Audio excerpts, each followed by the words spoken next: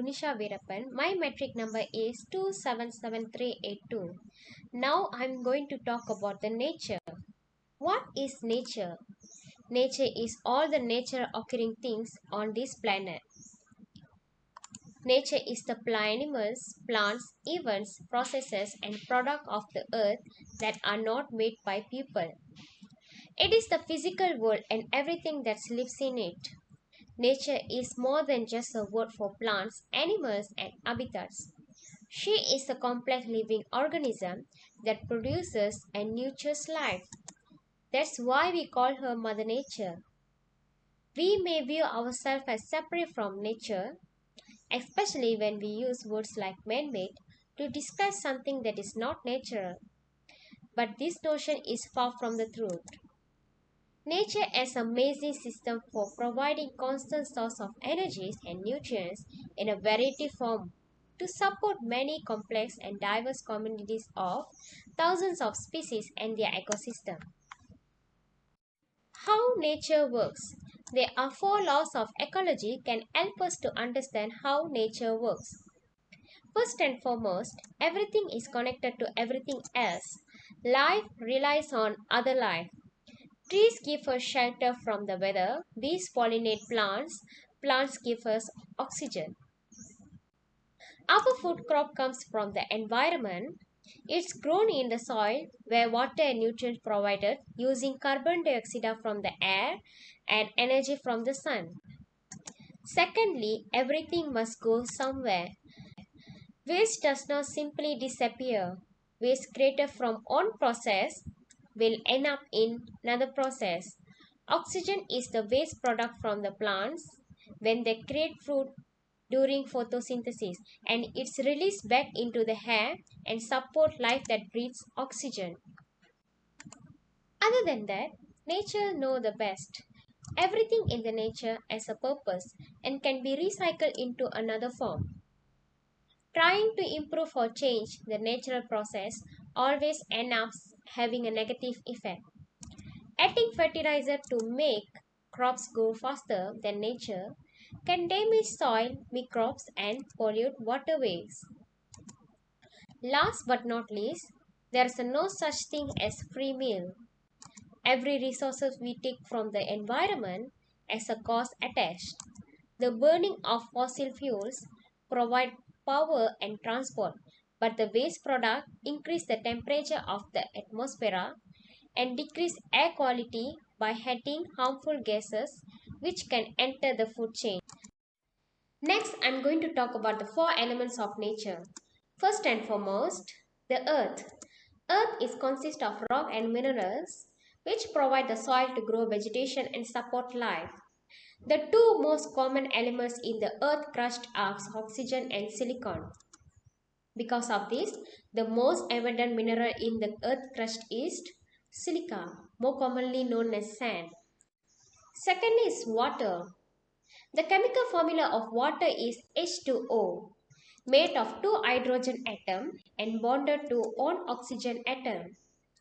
The hydrogen atom each attached to one side of oxygen atom and have a positive charge, whereas oxygen atom has a negative charge. Other than that, air considered as pure element, but in fact air that's all around is made up of a variety of gases, primarily nitrogen and oxygen with almost 1% argon and even a smaller amount of carbon dioxide and other elements such as krypton and helium. Last but not least, fire. How does fire work? It's closely linked to air. Fire needs 3 things in order to exist, which is oxygen, fuel, and heat. The intensity of fire varies because it is depend on the oxygen, fuel, and heat available to. There is a scientific study that shows that spending time with nature, like being in the middle of a tree, can provide multiple physical and psychological benefits. Among them, it is believed to help reduce depression and improve mental focus for youth and older individuals. Not only that, but nature can also be said to help overcome health problems such as dementia and issues related to adolescent behavior.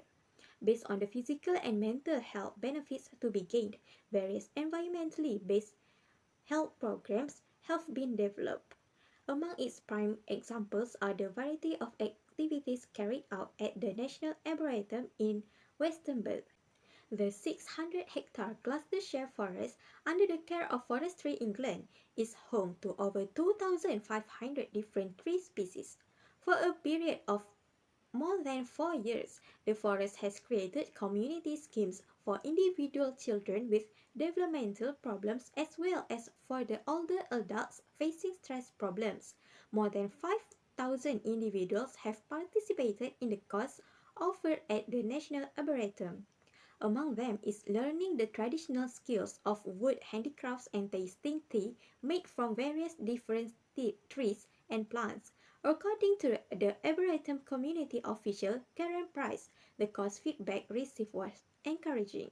Among them involved a group of dementia patients who participated in one of the programs, giving communities the opportunity to talk to each other, which is usually difficult to do. The impact of the program has been successful in getting dementia patients involved in talking about the program even after a few weeks have passed. The effect obtained is from the benefits of mental calm for dementia patients who are present when interacting with nature. This effect was highlighted in an analysis of research conducted by psychologists from Bournemouth University 2 years ago.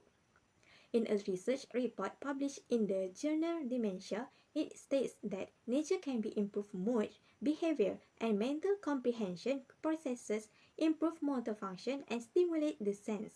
However, the researchers said most individuals with dementia often overlook these benefits.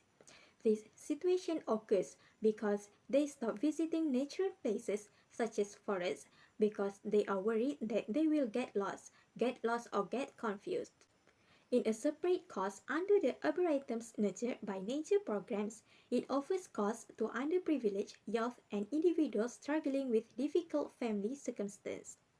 Among the programs conducted in this course are such things as meditation, traditional forest management skills, and cooking using campfires. Karen shared a comment from one of the teens who had attended the course, in which the teen said, "I believe I can imagine I was here and remember that I was happy." The impact of the course does not stop there. Instead, it has made people in Britain actively plant more trees to create a greener environment, as well as fundraise to enable the planting of more trees in the forest. Tree forest areas are also believed to offer certain benefits in helping individuals deal with stress. For example, there is a Danish analysis consisting of more than 130 studies on the tranquilizing benefits of forests. The analysis states that adult individuals who are exposed to nature can significantly reduce the level of physical and emotional stress they experience. The findings are supported by Nature and Therapy UK founder Stephen Betteridge, who once ran a program in the woods with a team of staff working in child and adolescent mental health service.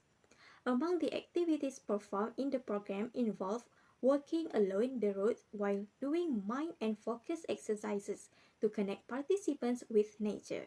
As an example of an activity, participants were asked to focus on the smallest, nearest sound that was audible.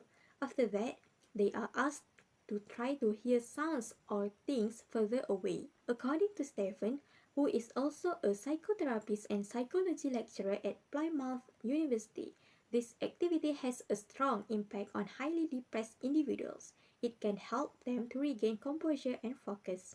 Indeed, the impact of nature of an individual's level of health can be physically measured.